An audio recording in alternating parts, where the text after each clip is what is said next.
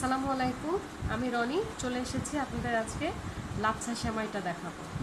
আমার রেসিপিতে আমি যা যা লিখেছি, ময়দাটা আমি ডো করেছি।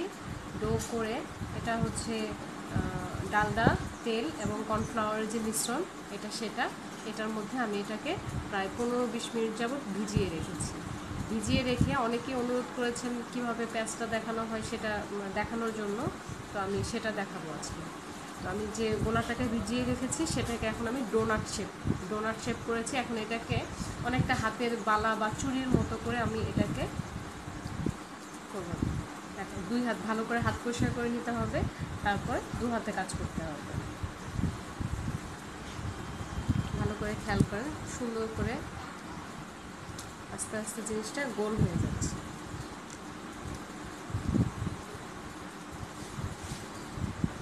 এই তেল ডালডার মিশ্রণে ভিজিয়ে রাখার কারণেই এটা খুব সুন্দর এরকম লম্বা স্টিকি হতে থাকবে।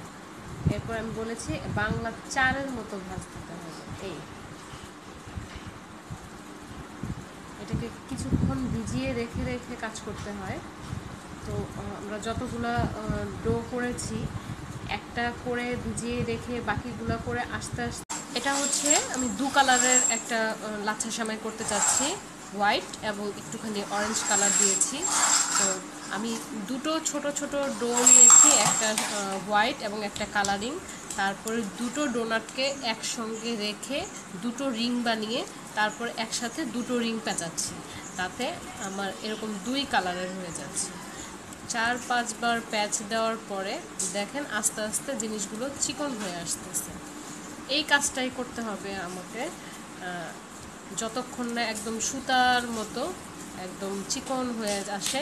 জাস্ট 2 হাতে সুন্দর করে এটাকে আমরা একটু লম্বা করে করে তারপর শুধু প্যাচ দেব। তো দেখাচ্ছি আবার।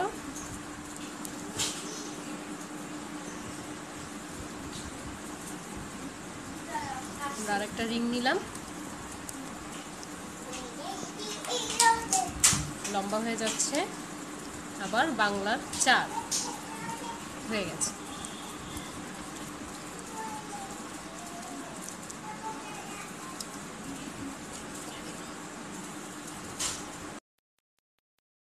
বেশ কয়েকবার প্যাচ দেওয়ার পরে দেখাই যাচ্ছে যে থ্রেডগুলো অনেক চিকন হয়ে আসছে।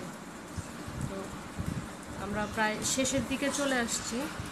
এগুলো একদম সুতার মতো চিকন হওয়া পর্যন্ত আমরা পেঁচাতে থাকবো। হয়তো যারা নতুন করবেন তাদের হয়তো শুরুতেই এত চিকন হবে না, তবুও 2-1 বার চেষ্টা করতে করতেই হয়ে যাবে।